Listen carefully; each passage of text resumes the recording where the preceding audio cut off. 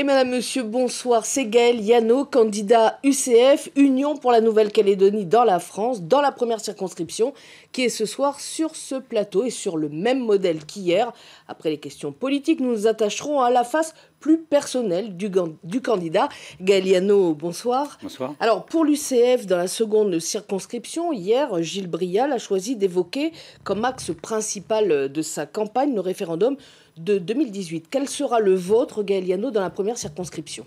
Le programme, bien évidemment, est identique pour Gilles et pour moi-même, mais nous avons deux phases dans ce programme. Le côté institutionnel, c'est-à-dire l'avenir à long terme, après 2018, et je crois que Gilles l'a développé hier, et puis il y a également le programme qui porte sur la vie quotidienne. Et l'un des principaux sujets de cette vie quotidienne, c'est bien évidemment la lutte contre l'insécurité, contre la délinquance, puisque le maintien de l'ordre public sont des compétences régaliennes, et c'est une compétence de l'État.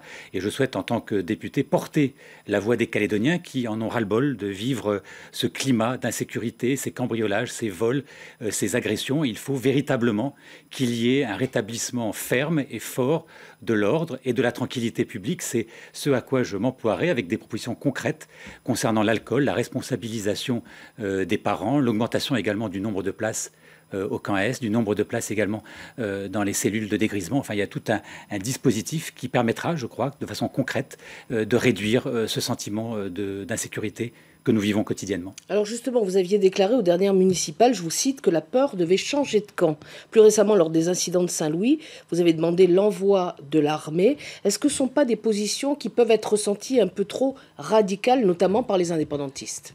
Écoutez, quand posez la question à celles et ceux qui souffrent de l'insécurité, qui souffrent de ce sentiment de ne plus être tranquille chez soi, de la peur d'avoir un cambriolage dans son propre maison ou appartement, de se voir voler son véhicule ou d'être agressé. Après, quand par exemple je parlais de l'armée à Saint-Louis, c'était pour sécuriser la route provinciale numéro 1, comme le fait l'armée en métropole. C'est un dispositif classique. Je comprends bien votre position, mais est-ce que ça ne risque pas de crisper un peu les indépendantistes dans la perspective des discussions qu'il faudra avoir en 2018? Moi, je ne suis pas dans l'état d'esprit de me poser la question à chaque fois que je prends une position, de me dire qu'est-ce que vont penser les indépendantistes. Moi, je n'agresse personne. Je dis simplement qu'il faut, en matière de sécurité, avoir une politique ferme, énergique et efficace. Je ne vise pas les leaders indépendantistes. Je dis simplement que nous devons, pour construire un avenir en commun, préparer cette communauté de destin que nous essayons de construire ensemble, il faut la sécurité. Parce que c'est cette insécurité qui aboutit à des comportements parfois racistes de l'ensemble de la population, d'un côté comme de l'autre. Et donc il faut mettre un terme à cela. Il y a une expression qui revient souvent, pas chez vous, mais chez d'autres candidats. On parle de chef de guerre, c'est Harold Martin qui avait évoqué cette phrase. D'autres parlent de chef de paix, c'est la position notamment de Philippe Dunoyer. Qu'est-ce que vous diriez? Chef de guerre ou chef de paix? Moi, je suis ni chef de guerre, ni chef de paix. Moi, je souhaite bien évidemment que la Nouvelle-Calédonie vive en paix, mais je dis que pour qu'elle vive en paix, il y a des conditions. Et ces conditions, je les rappelle, elles sont de 3 ordres.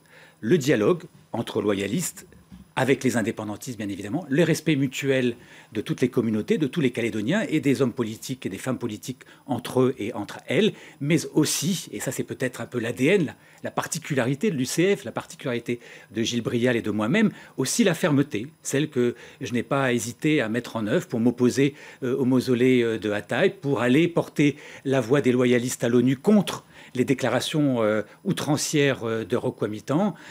Donc ce sont des exemples que j'ai pu développer et donc qui montrent bien qu'il faut aussi de la fermeté dans le dialogue et dans le débat politique. S'il ne devait y avoir en une phrase qu'un leitmotiv pour démarrer les discussions, vous êtes élu député demain, vous allez au comité des signataires, vous allez discuter avec l'État, s'il y a une phrase, une idée à retenir, laquelle ce serait? Eh bien, moi, l'une des premières initiatives que je pourrais prendre, c'est d'abord de rassembler les loyalistes.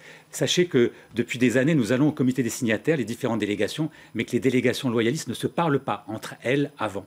Je veux, si j'ai cette légitimité qui me sera donnée par le vote des Calédoniens en juin prochain, eh bien, faire asseoir autour de la table tous les loyalistes, tout sans exclusive, pour que nous puissions discuter ensemble avant d'aller aborder ces discussions avec les indépendantistes. Vous pensez que le comité des signataires a encore du poids, encore de l'importance? C'est difficile à dire. C'est un rendez-vous qui est institutionnel. C'est un rendez-vous maintenant un peu obligé. Sa composition pourrait être mise en cause. Nous avons été exclus du comité des signataires durant 2 ans par la volonté du Rassemblement et de ceux qui ont quitté l'UCF, par la volonté également de Calédonie Ensemble. Donc ça contribue à des règlements de compte chez les loyalistes qui nuisent à la cause loyaliste. Mais il faut en tout cas une instance qui permette de réunir à la fois les responsables loyalistes, les responsables indépendantistes et bien évidemment au plus haut niveau les responsables de l'État. Qu'on l'appelle ensuite comité des signataires ou pas, peu importe. Mais il faut une instance de cette nature. Alors, vous connaissez le principe de l'émission. On va passer maintenant à des questions plus personnelles, avec notamment ce mix entre le questionnaire de Proust et le questionnaire de Bernard Pivot. Votre rêve de bonheur, Gaël Liano? Mon rêve de bonheur, moi, je suis heureux quand je sais que mes enfants sont en bonne santé et sont heureux. Donc c'est mon rêve. À part vous-même, qui auriez-vous aimé être? Alors ça paraît peut-être un petit peu bizarre, mais moi je vis tellement dans l'action, tellement dans la vie quotidienne trépidante que quelquefois j'aimerais bien être un moine bouddhiste qui, lui, est totalement dans la méditation et dans la réflexion. Ça me manque un peu. Vous n'arrivez pas à avoir ces espaces de solitude, je dirais, pour méditer, pour réfléchir un peu en dehors du chaos de la politique? C'est un monde dur quand même. C'est un monde très dur, c'est un monde... L'actualité ne s'arrête pas. C'est-à-dire que là, on l'a vu en plus, quand l'actualité fait une pause dans la nuit en Nouvelle-Calédonie, elle existe au niveau national. Donc c'est en tout cas une activité qui nous demande d'être sur le pont quasiment H24. Et donc c'est vrai que je n'ai pas, je vous le dis sincèrement, trouvé le moyen en tout cas de vivre ces moments de réflexion et de méditation qui sont quelquefois utiles. Le fait historique que vous méprisez le plus? Il y en a plus, mais en tout cas ce sont les guerres. Indiscutablement, quand les hommes s'affrontent par la violence, ce sont des moments où l'histoire connaît eh bien, toutes les difficultés et toutes les tragédies de la guerre.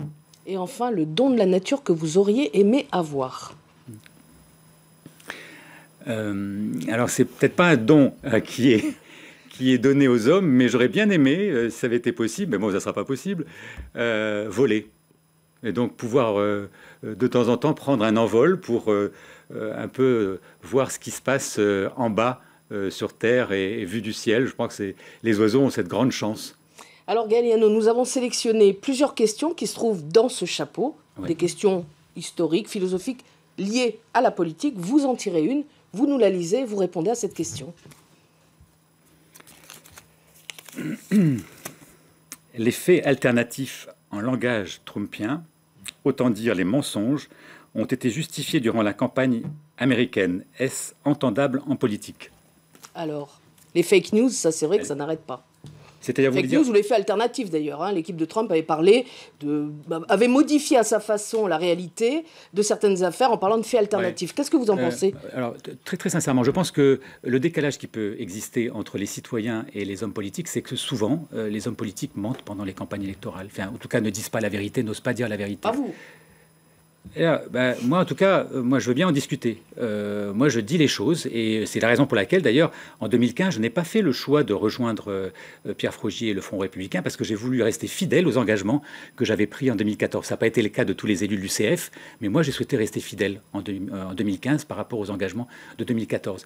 Et ce que je dis, et ce que j'ai dit durant différentes campagnes électorales, je pense l'avoir fait. Alors après, il y a la vie quotidienne, mais en tout cas, je suis ferme dans mes convictions et dans mes engagements, et je ne pense pas qu'on puisse dire que Gaël Liano change au gré des marées ou au gré des coups d'ouest.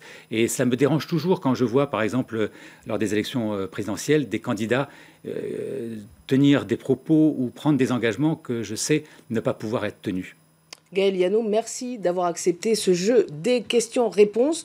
Demain, à votre place, nous serons avec Bianca Hénin pour le Front National. Excellente soirée à tous. Merci à vous.